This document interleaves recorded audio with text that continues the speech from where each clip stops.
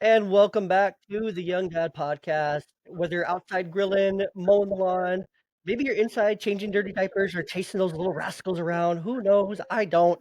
But whatever you're doing, wherever you're at, thank you for listening. Thank you for tuning in. I'm so excited you're here. I hope you have a delicious snack, a great juice box, and you're ready to sit back, relax, and enjoy today's podcast. Today, we're going to be having a real conversation about fatherhood, parenting, building strong relationships, and intentional families, which is what we're all about.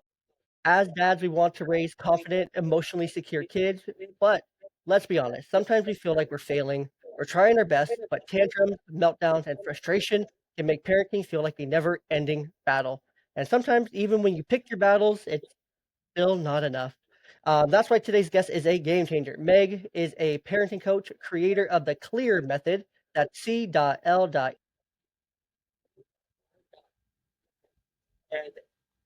advanced for building, and an advocate, not advanced. I can read, it's fine. An advocate for building deeper connections. It is. I'm trying to put it all together.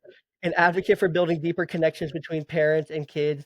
She helps parents move from power struggles to partnership, which is what we all want, using communication, clarity, and calmness instead of control. If you ever felt overwhelmed, frustrated, or unsure of how to navigate your child's behavior, well, this may be an episode you don't want to miss. So, Meg, welcome to the show. Thank you, Jay. And great job with that intro. There were a lot of tongue ties in there. It was nice to hear it from your perspective. And I love what you're doing and connecting to dads. I love it. Thank you so much. Yeah, sometimes the intro is the hardest part of the whole podcast to try to nail it or try to get it more or less right. And Right. having a speech impediment and recording in the wee hours of the morning, so those things don't always mix together. So I sometimes I know. really have to make sure I mean, I write them all, but then I batch write all my episodes, so I'll go through and I'll Yeah. prepare 2, 3, 4 weeks of episodes at a time. Yeah. So I read it once, but then I pull it back up when it's time to do it, and it's like, "Oh, put a lot of, consonants and words that look like other words in there," so I it's all think on me. that this, even like what you're talking about, is like so in line with the work that I do with parents because it's like the difference between cognitively knowing and then game time execution, two different things. So even though you've prepped it and you've been in a calm, receptive state, that's a totally different gear than like executing your live in front of me, recording. That's a whole different system. So, like, way to go.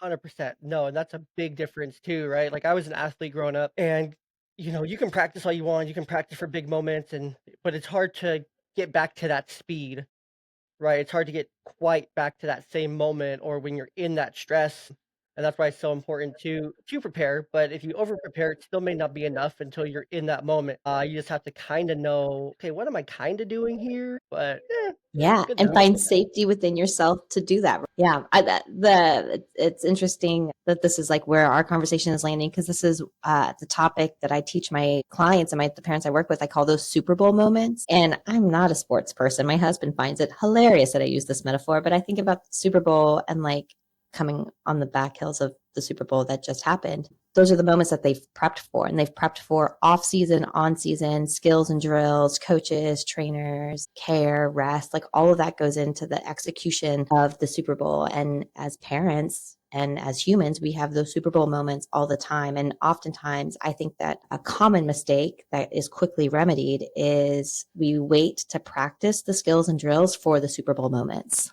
So even in this, if you had just written it while we were talking, that would have like jumbled you up even more. So like having that skill of practice and having that even that athlete mindset to just relationships in life in general is like such a beautiful gift that you've given yourself and you've given your kids. Yeah. No, I agree, and thank you.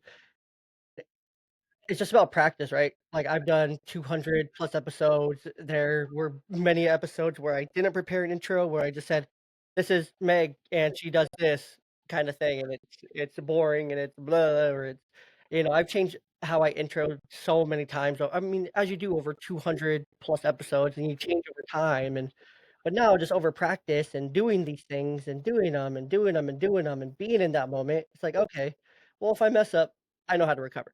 If I mess up, Mhm. it's fine."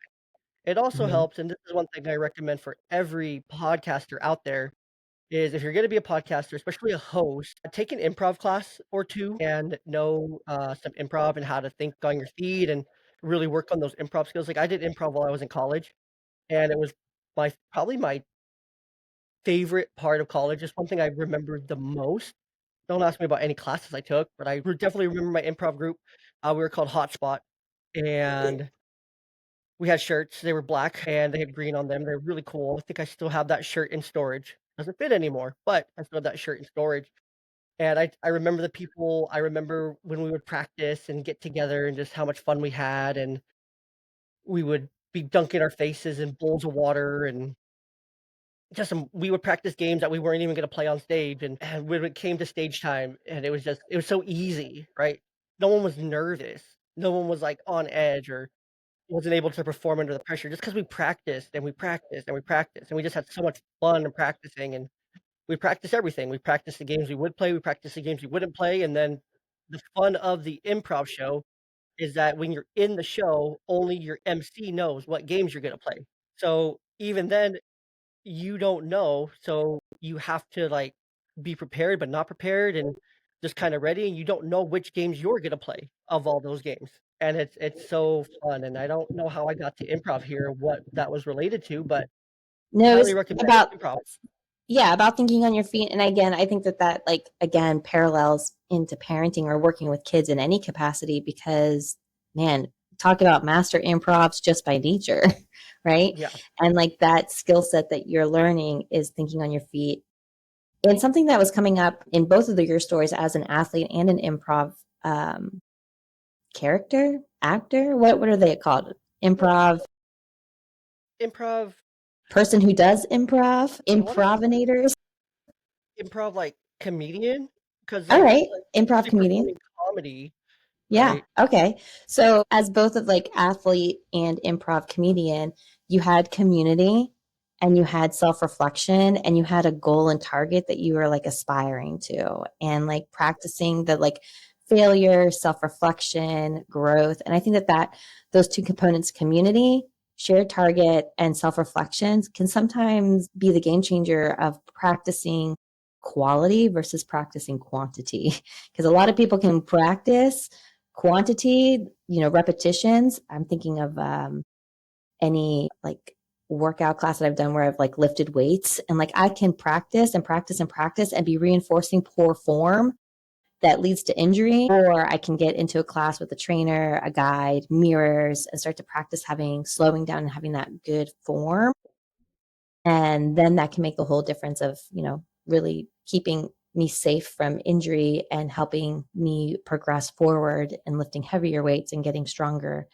And again, what a parallel into parenting is that having community, having partnership, having a shared goal, and being able to be self reflective in that process is like such a game changer. So it's not just about practicing and being like, well, I guess we'll just practice that and like kind of wipe the slate clean, but really honing in all those skills that those different avenues gave you those skills to bring into relationship building in all the relationships of your life. Yeah. No, I think even something you mentioned there too is being able to slow it down. Right, slow it down and find some good form. And you can even take that back to parenting here, right? We're saying a lot of metaphors, but you can take these metaphors and apply them, right? You can slow down in the moment. You have to be able to slow yourself, especially in those moments where your kid is being an asshole or a little shithead or whatever you wanna say that they're being. But in that moment, you it feels like things are moving so fast when it's okay. Things are all moving the same speed as they normally are. They're just moving a little bit faster. Time's still going at the same speed. Time didn't speed up, right? But you have to slow yourself down That's because hard, right? That's the hardest part. Is like we want them to slow down. We want them to stop being the little yeah, turd. We don't want to do it because we're not being little turds ourselves until we're like, oh wait, they need exactly, us. They need us. exactly. So we have to slow ourselves down, and Hmm. we have to find our good form Hmm. because then our kids are gonna learn good form from that. And even if they don't pick up the same form, what they're picking up is the process of going back. And that's, I know that you like spelled out clear, and I love that you did that, like a very intentional move. And that's what clear does. It's like a form. It's like to give you that self-reflective process, the form, so that you can continue to grow in it. And you didn't say it, but I'll just take the time to kind of add clarity to what C.L.E.A.R stands for. Is step by step. It starts with connection. That's the slowing down part, like connecting to self, connecting to them, then offering a limit. That's a boundary, agreement, routine. Like, what is like the shared goal? What are we doing here? Then we step into empowerment. Like, they're either going to do it or not do it. And then accountability is the next. That's the A. What's the follow through? And accountability is often like some of the hardest to move into, to do the follow through of, whether they did or didn't do the limit. And then the final step is recovery, right? After the thing happens, how are we reflecting? How are we recovering? How are we getting back into reconnection so that we can be that safe person for them? So imagine, like, when we're going in hyperdrive and like going so fast, we like skip over connection and we just start barking orders. We just like start telling them what to do. That natural drive, because we've skipped over connection, we've like forgotten to get all of our team together. It's like, in the Super Bowl moments, like the quarterback has a goal, but if he hasn't connected that to the play, to the teams, then like there's going to be disarray. And so many times, like, that's what happens when we're under pressure, is we just skip over that connection part. We just go right into like barking orders, and kids are going to naturally be like, especially if you're raising children to, go out and change the world and speak up, and like you said in your intro, have healthy relationships. Like, they're going to be pushing back on that. They're going to be like calling everyone's bullshit out. And so that connection, slowing down, stepping into that is just like the process there helps really build in like the community, the practice, the self-reflection, and be like, okay, what step did I miss? And like, what step do I really need to focus on? So I just think that process, I mean, instead of just like going at it, just winging it, like being like, well, I hope it works, or I guess I'll try this, this, like, having that plan has been the game changer for me and the parents I work with. But even just like in all of my relationships, it's just been such a, it's been the supports that I've needed so that I can tap into the improv. Like you said, you knew the games, you just didn't know what games. I know the steps, I just don't know where, what step I'm going to land on. And then from there, I'll know like, oh, what step I skipped or what step I need to go back and reinforce and repair. Yeah. No, that's important too. Just being able to slow down in that moment is really important, right? And not get caught in the whole "because I said so" kind of method, right? And pushing, control and shame, punishment. Because that's really easy to do, right? That's really easy to do for a lot of parents where it's like, I just want them to listen. I just want them to do what I say. I just want them to blah, blah, blah, blah, blah, blah, blah, blah. It's like they will. Some kids will respond to that, right? Some won't. I would say majority won't, kind of thing. Because our kids are naturally curious, right? And when we just do it because I said so, it kind of kills off that curiosity.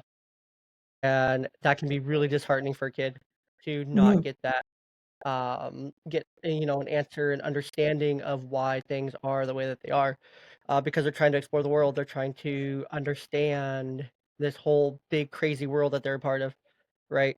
And if we're just saying, well, that's just the way it is because that's the way it is, that kind of kills that, and it may kill some of that natural curiosity. Am I perfect in all that? No. Sometimes it is a you're not going to do that because I said so, and that's just the way it is. So sorry, kid, you're this old, so you kind of have to deal with it. And I have to have that conversation a lot, especially with my 7-year-old, where it's like, some things you just have to do because I'm telling you to do them. Or you don't get to do some things just because you're 7, or you don't get to be a part of conversations because you're 7, and that's just the way it is. And so you kinda just have to deal with it. Does she like it? No. But it's like, sorry, Charlie, that is kinda how that one is, kinda thing. So it can be a balance trying to find that, but that doesn't approach always work. So Yeah, I mean, you want it to be a tool, not the tool. A way to communicate, not the only way. Because, like you said, you're going to start to shut down your kid, and then you're going to like shut them down to so much more. And then if we really slow down here, which is kind of what we're talking about, slowing down, if we really slow down, and the question is, do you want to kill their curiosity? Like, oof, that's a powerful question. And like, that is like, I would imagine there are few parents and few caregivers who would be like, yeah, that's what I wake up, I go to bed thinking about, like, what are the ways that I can kill their curiosity? Or a few wake up being like, I wonder how I'm going to kill their curiosity today. yeah, I don't think any parent really wants to do that. I'm sure there's some, which is kinda crazy to think about, but it's 2025, so you never know, really. I We're all think kinda stuck in oh, good. I think that if we really slow down and we really had them slow down, I don't think that I don't think I've never met a parent. I mean, I've met a stressed parent who in the moment of reaction would be like, "Yeah," like they don't get to be curious. And really that's coming from that wounded place, like they didn't get to be curious. But if you slow down and be like, "Did you enjoy not being able to be curious?" Like they'd be like, "Nah." They'd be like, "Nah." Yeah, no, when it's put back on them and you have to ask them the same question, then it definitely changes the perspective.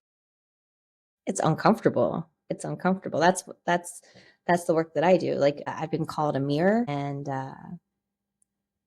for better or for worse, like some people want to blame the mirror and others lean in and are grateful for that reflection so that they can refine their form, you know? But it's hard. It's hard to do that work and it's hard to sometimes look at that mirror and be like, all right, you know, they're all change and grow. Yeah, no, it's and if you think about it as the parent being the mirror, right? You mentioned the mirror here. Us as parents, we're the mirrors for our kids, or they're our mirrors, right? Hmm. Typically, what they do or we do, they reflect what we Hmm. say, what we do, and it's uncomfortable when you think about it that way. To when it's really easy to blame the kids. It's like, oh well, they don't listen, they don't do this, they don't do that, they don't do this, they don't do that, they don't do this, they don't do that. But then it's all about, well, why don't they do it? Kind of thing. You ask why. It's like, well, you tell me why. Look in the mirror. And not a lot of people want to look in the mirror, right? Especially a lot of parents. They want to blame other factors that aren't in the home. Yeah, I've found too that that level of defense, like that's what I'll label that kind of that tactic, that defense is inherited, right? Because they often were on the receiving end of that when they were children, right? Like they were not modeled slowing down, they were not modeled emotional maturity, they were not modeled like even giving a child space to kind of push back. They were modeled that control model, that traditional, more authoritarian model. And so, like, the switch up happens where they were on the receiving end of that, for lack of a better word, but to be transparent, like oppression, right? They were on the receiving end of that oppression. And then when they have children, they then become those oppressors themselves. So they like switch the roles. And that can be so unconscious. And like that's the hard part, to slow down and like start to like flip that and be like, oh, wait, I'm doing the exact same thing that I hated growing up, but then I feel binded by it because I don't know a way out of it. And like that change, that's like a make or break moment where like we can be like, wow, I'm just doing the same thing, but I'm doing it differently. And I'm ready to kind of like slow down, perfect the form because like I know where that's headed and I don't want to go down that road. You know, I don't want my kid to experience that. I want to do better. And like to really slow down and do that, like that's deep work. Yeah. No, and that is really deep work, and it takes, a willingness to look in the mirror of yourself and understand where different things are coming from and accept yourself in that manner because that's the only way that you can move through it, right? It's really easy to blame. There's a lot of parents that say, "Well, that's just how I was raised," or "That's just the environment that I was in. That's just where it's coming from." And, it's just really easy to blame that and use that as a justification to a means, but that doesn't justify it.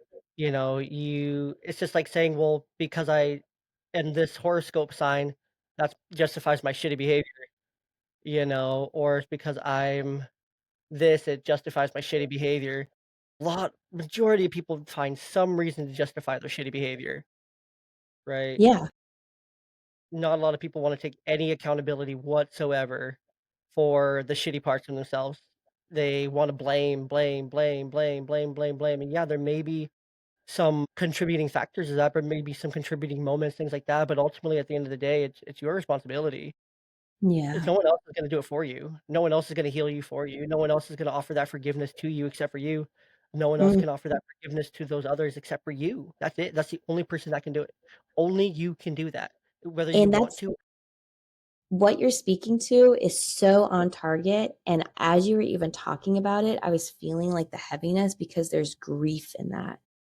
There's like deep, deep grief that I know that I felt, which is kind of what led me into being a parenting coach, is that I felt that grief because there was a moment for me when I was 18 and started working with kids that I had this moment of like, oh shit, it's not the kids, it's the adults. And it was like this really paramount moment. I turned 41 in March. So this has been like the foundation of every my whole entire career. It's like, oh shit, it's the adults. And then I remember like going in and having deep grief. It's like, if it's the adults, then why didn't my adults?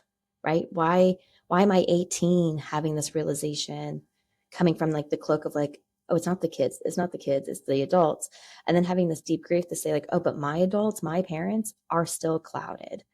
And I sat with that grief until I was 22. And I actually called, I'm number 4 of 5 kids, and ended up calling my mom and like just asked her point blank, like, what's going on? Like, why is things like so different for me than everyone else? Like, why is it so stressful? And she didn't really have an answer for me at that time. And I remember I chose to separate from her. I chose to like distance and go into estrangement. And we were in estrangement for 8 years. And through that, being able to come back as almost 30 years old and see her and be like, oh, because you were the punished child too. You were doing what you knew. And like, damn. And like that grief of the 8 years, it didn't have to be in that grief of like the whole, like our whole relationship coming from like I don't think that that was ever her goal, but that was the trajectory. And like she never had that moment to slow down and be like, oh shit, it was me that needed to change, because she spent all of her time focused on changing me. And I was like, middle fingers all day, you're never going to change me. So I think like even as you're saying it, like that healing, like you give that to you can do that. And that can be such a foreign and new and triggering process. Oh, hi, Kitty.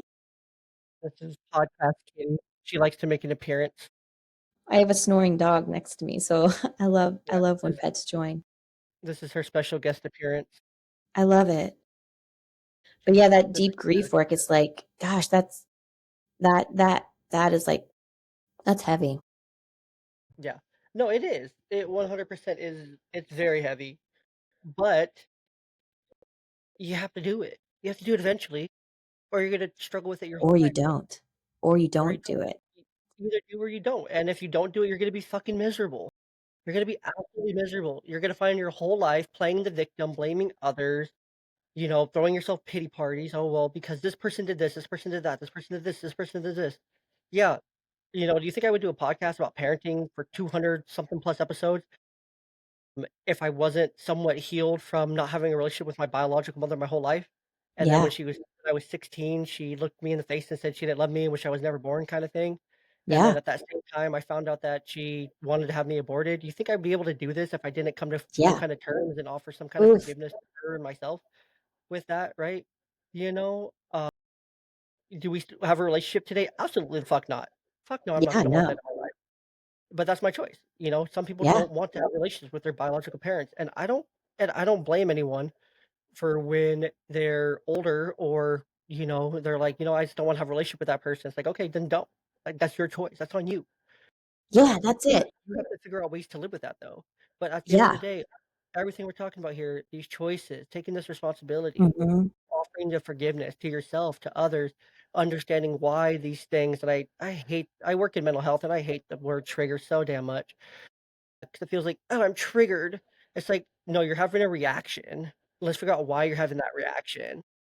I hate the word triggered so much, but that's besides the point here. That's a totally different subject, but Well, what you're saying though is like something that I talk about too, is like it's not the thing, it's how you're using the thing. And like the word trigger is like become kind of like a cloak. yeah.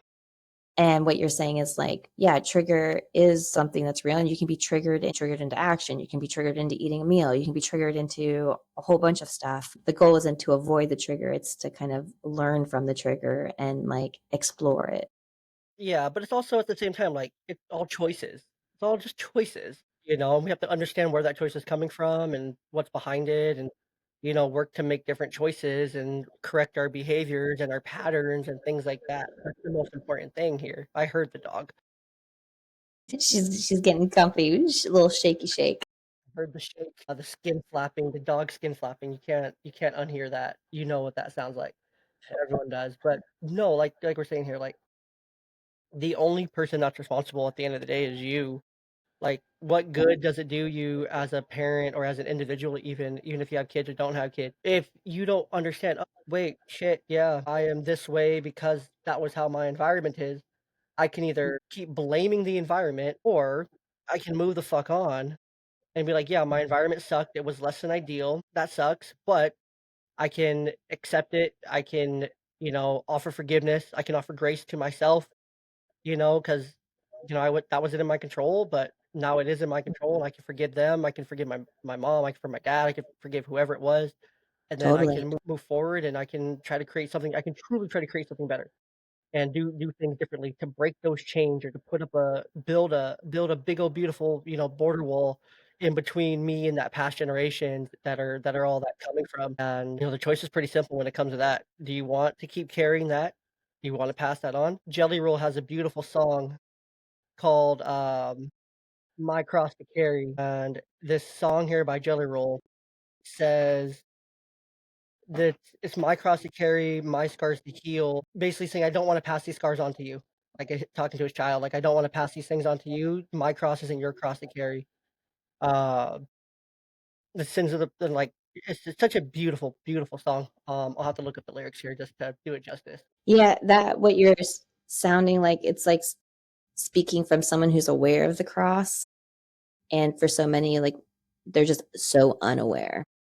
Yeah, so unaware. They So this is feel the the part I'm weight and they feel it digging into them and they feel like the block, they feel the wall, but they're blaming they're blaming external to try to fix that internal versus looking internal to fix the external. exactly. And everyone just wants to blame, right? No one wants to take responsibility. But this song is from the Beautifully Broken album, so that just came out in 2024 by Jelly Roll. The song is called My Cross. It's a beautiful song, but I'll just read it here because I want to do this justice and relate it here. But your blood is my blood, and poison runs deep. Knowing your mind scares the hell out of me, because hurt is a sickness, and trauma is too. And I'd rather die than pass it to you, because that's my cross to carry, my scars to heal, my pain to bury, not yours to feel. I pray every day I can love you enough, so my cross to carry won't be yours to pick up. I hope to God you don't get my addictions, don't deal with my demons, make my decisions. I hope the apple falls far from the tree and the sins of the father stop right here with me. Because that's my cross to carry, my scars to heal, my pain to bury, not yours to feel. I pray every day I can love you enough so my cross to carry won't be yours to pick up and won't be yours to pass down. When you make mistakes on your own, I hope that you know you'll never go through it alone. Because that's my cross to carry, my scars to heal, my pain to bury, not yours to feel. I pray every day I can love you enough so my cross to carry won't be yours to pick up. And yeah, that's the end of the song. It's a pretty short song, but it's such a beautiful message in this overall. Poignant. Because especially if you're religious, you really understand the sentiments here, right? And what he's referencing, and the sins of the father don't become yours, and these things don't get passed down, and that you don't have to pick up my cross, right? Like you don't have to pick my cross up with me, right? Because a lot of times I feel like a lot of parents they just don't see that, right? They're like, oh yeah, you need to burden this load with me, you need to shoulder this load with me, because this is also your load, and it's not your kid's load. Like your load is not your kid's load. Their load is their load. Your load is your load. And that's it. Point blank, end of story. You carry your own load. You carry your own cross. No one else carries that for you. But it's your responsibility to find a way to put that down. Because the sins of the Father stop right here with you. So Yeah, and I that's such a powerful gift that you're giving your kids, even the discernment of like mine is mine and yours is yours. And it sounds like what you are speaking to is you've like forgiven and offloaded theirs, like the their that came before you. Like you said, like the like really being able to discern, like that was the people who brought me into the world. That was theirs too, and I'm putting their crosses down and I'm like repelling back what they're trying to project onto me because I know what's mine is mine and what's theirs is theirs. so that you know with your kids, like, and what's yours is yours. Yeah. Whatever you take from this life, whatever you take from this home as you continue to grow up and whatnot, that's gonna be on you. You know, am I gonna always gonna be perfect? Absolutely not. Am I always gonna do the right thing? Am I always gonna listen to you? Am I always going to hear you? Am I gonna say because I said so a little bit too much? Yeah, probably. Am I gonna yell a little bit too much? Probably. Am I gonna hurt your feelings a little bit too much? Probably. But at the end of the day, I am trying my absolute best to give you everything I can. And am I perfect? No. But am I gonna blame anyone else for doing those things because of me? It's like, oh yeah, well I'm just yelling at you because your grandpa used to yell at me, so I'm gonna yell at you kind of thing. It's like no, I'm yelling at you. That's the choice I'm making. No one else is making that choice for me. No one else has my hands behind my back and is telling me, you know, or holding a gun to my back saying, hey, yell at your kids kind of thing, past generations, anything like that. They're not doing that. Only I'm doing that. Right, so that's on me. I'm gonna own that. I'm gonna take ownership of where we're at right now, and I'm gonna own up to it. I'm gonna have to offer that forgiveness. I'm gonna have to say I'm sorry. I'm gonna have to do these things different because it's not past generations. They're not doing it to you. I'm doing it to you. So it's my responsibility to own that and to take accountability. Yeah, that's the tricky part though, because yelling is such a tricky tool, and it's such a tricky thing because yelling can give the illusion of working. And so it can give us the illusion that that is a quote unquote effective tool. And so that's why we go to it so quickly, because it will get us an instant result without being aware of like the total destruction it causes. And so, being sensitive, that's what you're speaking to, like being sensitive to noticing the destruction, noticing like the curiosity being taken and kind of blown to bits, or noticing like the distance between, or noticing that like you're not just yelling, but you're actively building your child's cross and like putting it on them. Yeah, you're like shaping it for them, and you're like you're wood shopping it for them. You're cutting it out for them. Um, you're picking out the different woods or things like that, and flipping through things, and it can be hard to continue that direction. Sorry, Jay, I think I had a little audio glitch. You're good. You're still recording, so we're all good. We'll keep it going Talk here. about improv and in the moment thinking. Oh yeah, right. But no, you're so right, and that's why I absolutely love that song by Jelly Roll so much because it's so like that's why I love Jelly Roll in general. That's like the 101. If I could have anyone ever on this podcast and have a 30-45 minute conversation with them, it would 1000% be Jelly Roll just because like I've related so much to so many different parts of his music through I've never been through an addiction or been to prison myself, but I've had a parent who was through that, my biological mom and stuff, right? And so I understand a lot of what he's going through and the stuff he writes about his kids and to his kids. I understand that from being a father, and not wanting to pass down those things. And he just has such a way with words and music and lyrics, and he's such a powerful artist. He's probably one of my favorites, and he's probably one of the to me, he's one of my the best all time. Just not even put it with the genre, just best all time with music, and words and connecting that and stuff. Because he doesn't. The thing that's cool with Jelly Roll, I can relate this back to parenting here, right? Is he's so intentional with his music. I've heard him do multiple interviews, but he will not put out a song with lyrics or anything that he doesn't 100% have the conviction to say or to sing, right? He references a song that was written about, like it was like a country song, and it was about, like a wife or cheating on a wife or something like that, or some kind of weird relationship, and he's like, "I can't sing this because this isn't true for me. Like, my wife is amazing. My wife is great. I would never cheat on her. She would never cheat on me, and we would never go through those things." And he's like, "So why would I sing about that? I'm not gonna sing about that. The song was great, the lyrics were good, but I gave them to someone else to use because I didn't need them. I didn't need them. I didn't want them." And so he's very, Integrous. very he's very a lot of integrity, but also very intentional about what he does, right? And when he does do something, it's full of conviction. It's full of conviction, it's full of passion, which makes it that much more powerful on the back end. Because if he's singing every single song he sings on an album, maybe he has 25 songs, every single one of those has some kind of power, has some kind of conviction, has some kind of something there, right? that makes it great, makes it better than the average artist who's just putting out music that, sounds good, sounds catchy, or is just really cool sounding, right?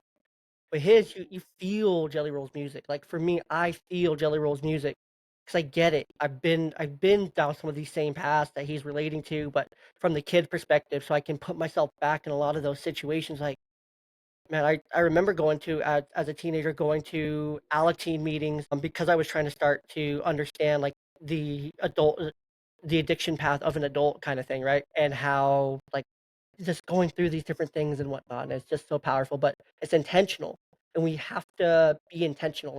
Yes, as dads, we all majority of the time, right? We feel like we have to fix every problem, like every problem we have to fix. Specifically speaking for dads here, or but then we also struggle at the same time with that feeling disconnected from our kids. But the key there is a small shift to being more intentional, right? If we do everything with intention, then things can be really great.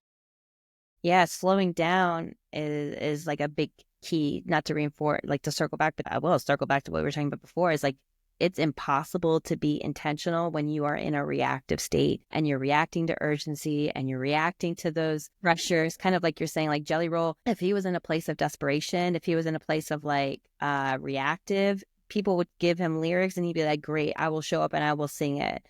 And he's in a place to be able to discern like what isn't aligned with his values and what's not. And that's like the first step, right? Like that's slowing down.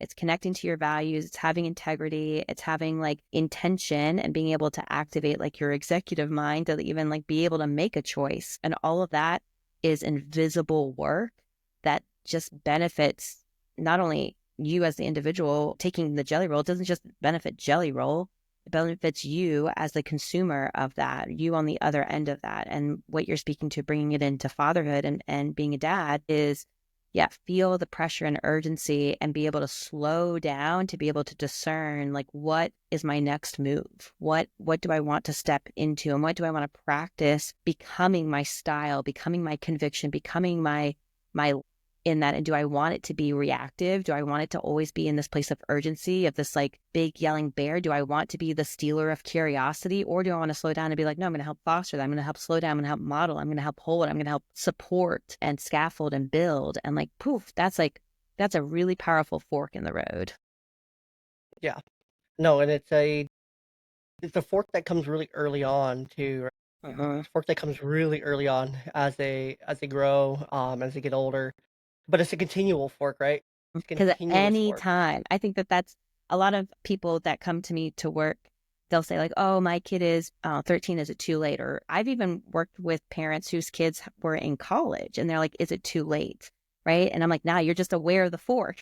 Some I like to meet parents when that fork comes earlier in toddlerhood, but if that fork comes finally when they're in college, like yeah, like there's never a wrong time for that fork to happen. And like what you're speaking to is like what a privilege that it happened sooner rather than later. Yeah. And I think that fork too, I don't think it's a one-time fork in the road either. I think it's an ongoing thing, right? Because we have to make ongoing choices. One thing I talk a lot about on the podcast is choice theory. Mhm. Mhm. A choice theory is a psychological theory that everything we do is a choice. Um, I don't remember who it's by. I shouldn't how much I talk about it. I should know all the details of it, but I know how to explain it basically. So choice theory basically is everything we do, everything we say, everything we think, not think, thoughts kind of just come, but our actions, right? Our reactions, everything we say and do. We have a choice to either William say it, not say Glasser. it, do it, classer, there it is. But it's everything we do is a choice. So we have a choice in everything we do. And so what I'm saying here is like that's a continuous fork in the road, like where we can make a choice and we're going down the right path for a little bit, but then we hit another fork, right? And then it's like, okay, do we want to fork off this way or fork off this way? And I'm saying fork, not fuck. I'm saying fork. But do we want to fork off again? Kind of thing. And we just continually are hitting these forks in the road all the time because we have to continually make these choices of okay, how are we going to be? And new things come up all the time. And then you add in more children, and then these children are so different. Like my 7-year-old, my 4-year-old, they're so different. They're so incredibly different. Like so different. Similar in some ways, not a lot, but mostly very, very, very different. Let's just say the 4-year-old has a lot more of my personality than the 7-year-old, for better or for worse. But, um, yeah, we continue to make these choices. And everything we do, we have the choice, right? We have the choice to come home as dads from work and get home and either, you know, play on our phones and, you know, not be present and whatnot, or we have a choice to, you know, clean up and change and then, you know, be active with our families, right? That's a choice that we make every single day. Or you have a choice to when you get up in the morning, or, you know, the route you're going to take to work and school and things like that. So you have choices throughout the day, but you have choices every single day with your kids. You have choices every single day at home with your significant other, with your kids, to make choices that are going to either show that you're present and being intentional, or to show the opposite, that you're not really there, you're not really being intentional, and or, you know, you make a choice to figure out, "Oh shit, why am I yelling so damn? Why am I so reactive? Why can't I just not react? Why am I just reactive all the time?" You have a choice to either explore that or to not explore that. It's a choice to stay stuck or to figure out, "Okay, what the fuck am I doing different here or need to do different? Because this whatever the hell I'm doing isn't working. I need to do something different." And that choice is yours. Plain and simple, the choice is yours.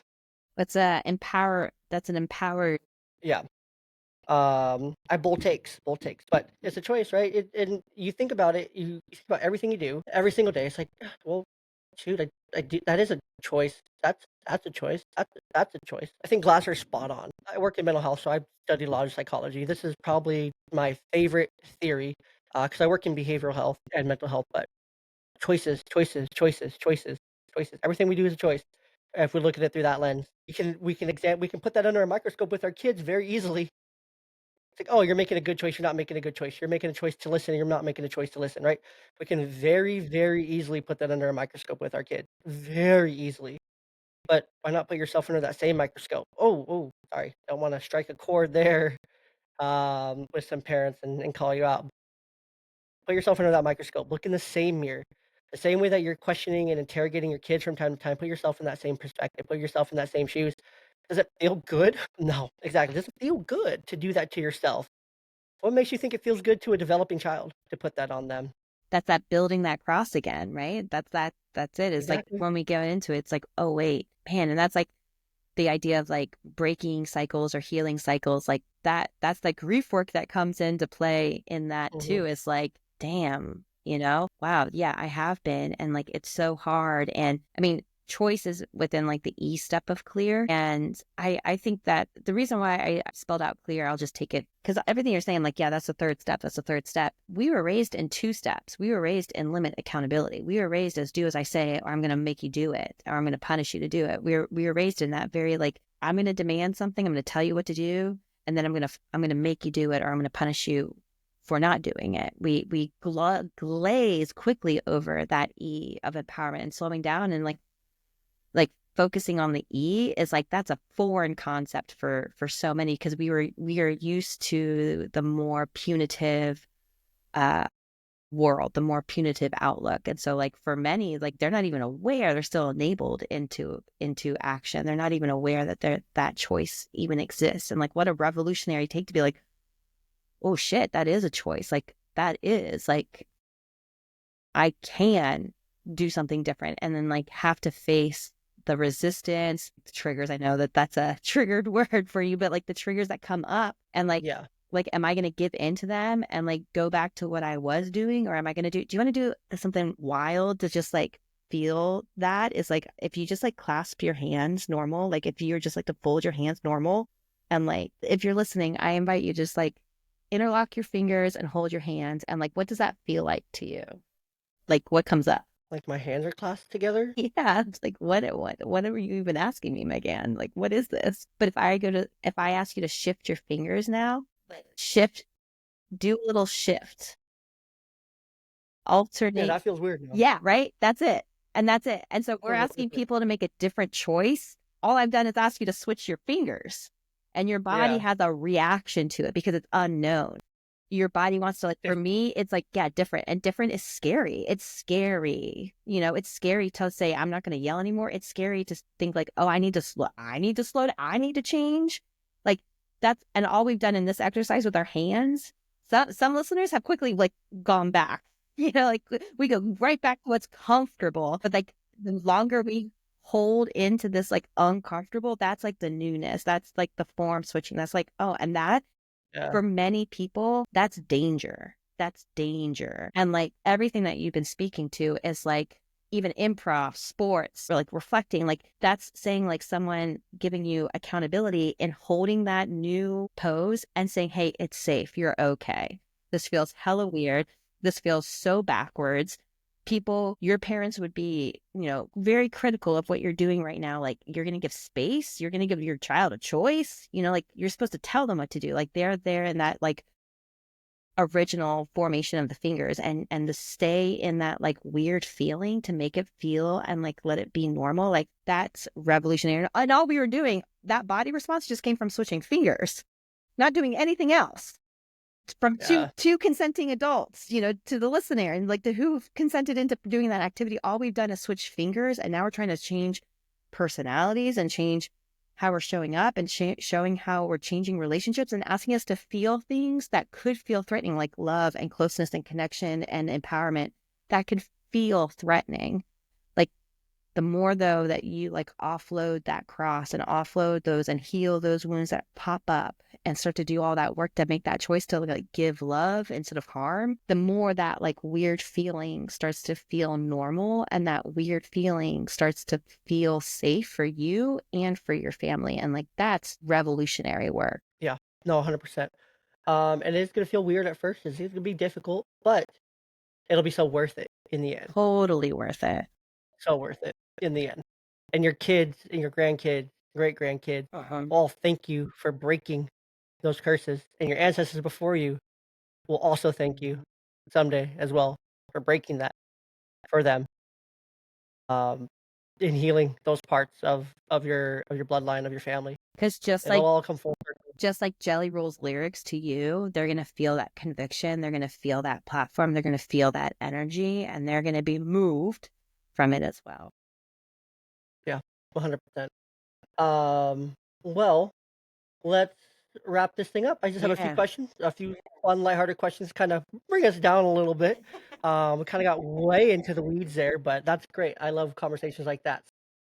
Three questions that I'm bringing back. So this is like the second or third episode that I brought back some really fun, lighthearted questions that have been like Love it. encapsulated Young Dad podcast in general. So the very first and foremost, does pineapple go on pizza? Yes, absolutely. Unequivocally. Wrong answer.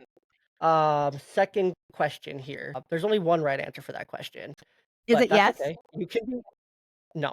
Your Well, answer was incorrect. you can make the choice for no pineapple, and I will make the choice for the That's true. right You can. You answer. can make the choice. You can make these choices. If you could have a dinner party with three people, dead or alive, who would you pick? Oh, this is a good one.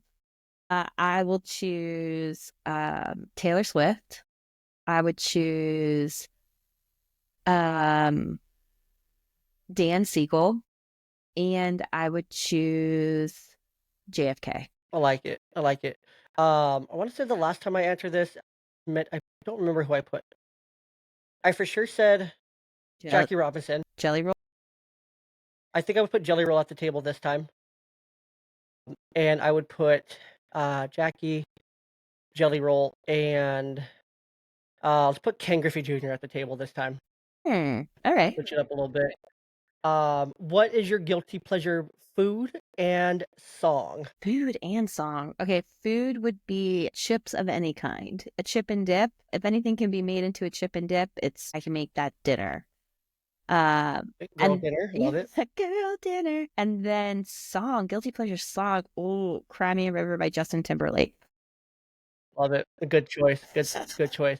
And then the very, very last question for the Young Dad podcast Yeah. here before we close this thing out. What is one piece of advice that you would give to a new dad or new mom who is very young? So let's say this new parent is 18 to 22 years old. So they're Yeah. super young. Yeah. What is one piece of advice that you would offer to that very young new mom or dad? Find a mentor that feels safe to you as soon as you can, be it a mentor online or a mentor in real life. And mentors come in many different packages and processes, but find a mentor that you feel safe with. And it might not be someone, obviously, like we've talked about, that is blood related.